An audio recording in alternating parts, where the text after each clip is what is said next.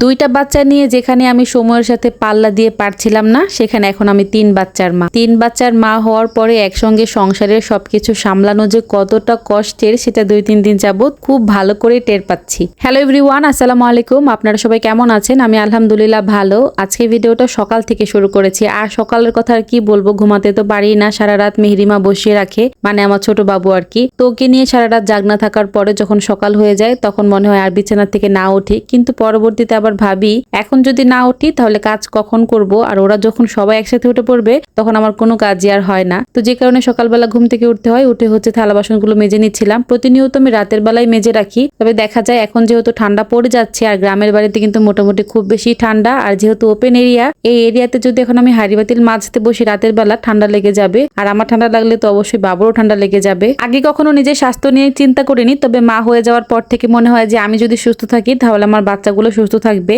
আমি অসুস্থ হয়ে গেলে ওদেরকে কে দেখবে। তো এই জিনিসটা কিন্তু মোটামুটি ব্রেনের ভিতর সবসময় থাকে, যেই কারণে হাঁড়ি পাতিলগুলো আর ধুই নেই। তো সকালে উঠে হাঁড়ি পাতিল ধুয়ে নিলাম, বারান্দাগুলো ঝাড়ু দিয়ে নিলাম, তারপর রুটির আটা করে নিলাম। আটা করতে করতে বাচ্চাগুলো উঠে পড়েছে, যে কারণে আর রুটি বানানো দেখাতে পারিনি। রুটিগুলো বানিয়ে ঘর দোরগুলো একটু গুছিয়ে নেওয়ার জন্য আসলাম। আর এই রুমে মোটামুটি মেহেরিমাকে রাখি। এখানে আমার শাশুড়ি মা বসে টিভি দেখে আর মেহেরিমাকে পাহারা দেয় মোটামুটি। আর ওই পাশের রুমে 2টা বাচ্চাকে রেখে দিই, ওরা হচ্ছে টিভি দেখে, আর আমি হচ্ছে টুকটাক কাজ করি, সংসারের কাজ করি। আর কাজে হেল্প করার জন্য এখনো কাউকে খুঁজে পাচ্ছি না, আশেপাশে কেউই নাই, কোথা থেকে কাউকে আনতে পারছি না। একজনকে যাও খোঁজ লাগিয়ে রেখেছি, সে এখন অব্দি আসেনি, আসলে দেখা যাবে কি হয় না হয়। এখনো মেয়েটা ঘুমাচ্ছে, শুধুমাত্র ছেলেটাই উঠেছে। তো ওর জন্য নাস্তা ভেজে নিচ্ছিলাম, আমার শ্বশুরকেও নাস্তা দিয়ে দিলাম, আমার জন্য রুটিটা ভেজে নিলাম। আমি ইদানিং রুটি খাচ্ছি, পরপর 3টা সিজারের কারণে আমার স্বাস্থ্যটা এত বেশি নষ্ট হয়ে গেছে, মানে আমি কখনো কন্ট্রোল করার সুযোগই পাই নাই। তাই শুরু থেকেই ভাবছি তেল জাতীয় খাবারগুলো একটু কম খাবো, যে কারণে আর কি রুটি খাই। তো রুটিটা আমি আমার জন্য ভেজে নিয়েছি, বাচ্চাদের জন্য ডিম ভাজি করে নিলাম। মেয়েটা এখনো ঘুমাচ্ছে। অনেকেই বলে যে আপু তোমাকে দেখে অবাক হয়ে যায়, তুমি কি করে 3 জনকে মেনটেন করে ভিডিও করো।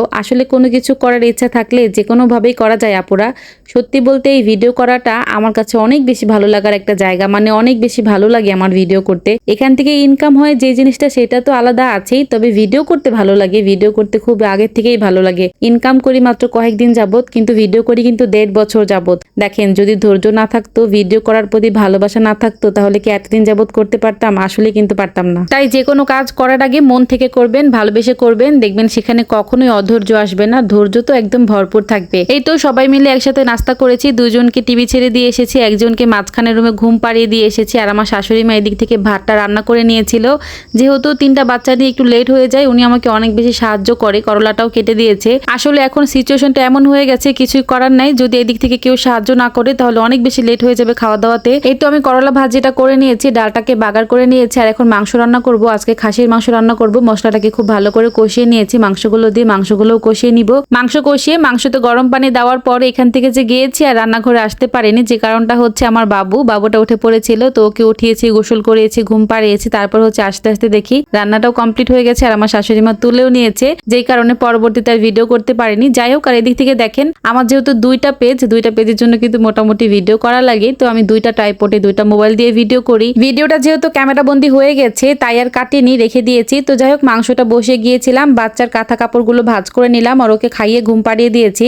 এখন হচ্ছে এগুলো সবকিছু গুছিয়ে নিব, তারপর আর কোনো ভিডিও করতে পারিনি। আর এখন বিকালবেলা আমার হাজবেন্ডের খুবই আবদার হয়েছে, চালের গুঁড়া রুটি দিয়ে একটু মাংস খাবে, তো ওর জন্য চালের গুঁড়া রুটি বানাচ্ছিলাম। সত্যি কথা বলতে কি, আমাকে ডাইরেক্ট বলেনি, দুপুরবেলা যখন খাবার খাচ্ছিলাম তখন বলছিল মাংস দিয়ে চালের রুটি দিয়ে খেতে খুবই মজা লাগবে। সেটা শুনেই আর কি আমি ওর জন্য বিকালবেলা রুটি বানিয়েছি, চালের গুঁড়ার রুটি বানানোটা কিন্তু অনেক বেশি কঠিন একটা কাজ, একটু শক্ত হয়ে গেলে কিন্তু পরে কষ্ট হয়ে যায় বানাতে। আমার হাজবেন্ডও কিন্তু খুব ভালো রুটি বানাতে পারে, তবে চালের গুঁড়ার রুটি বানাতে পারে না, ওর এটাতে হচ্ছে একটু ঝামেলা হয়ে যায়, কাই করতে পারে না। তো আমি কাইটা করে সুন্দর করে রুটিগুলো বানিয়ে নিয়েছি। আচ্ছা, কাই বলতে হচ্ছে আটার ডো করে যে সেটা আর কি, আসলে আমাদের আঞ্চলিক ভাষায় আমরা কাই বলি, তো এর জন্য আর কি বারবার এটাই বলছিলাম। তো যাই হোক, কেউ এবার কিছু মনে করবেন না। এই তো রুটি বানানোর পরে তখন আর কেউ খায়নি, সবাই রাতের বেলা খেয়েছে, যেই কারণে এটাই ছিল আজকে আমাদের রাতের ডিনার, মাংস দিয়ে চালের গুঁড়ার রুটি। আজকে ভিডিওটা কেমন হয়েছে জানাবেন। সবাই অনেক বেশি ভালো থাকবেন। আল্লাহ হাফেজ।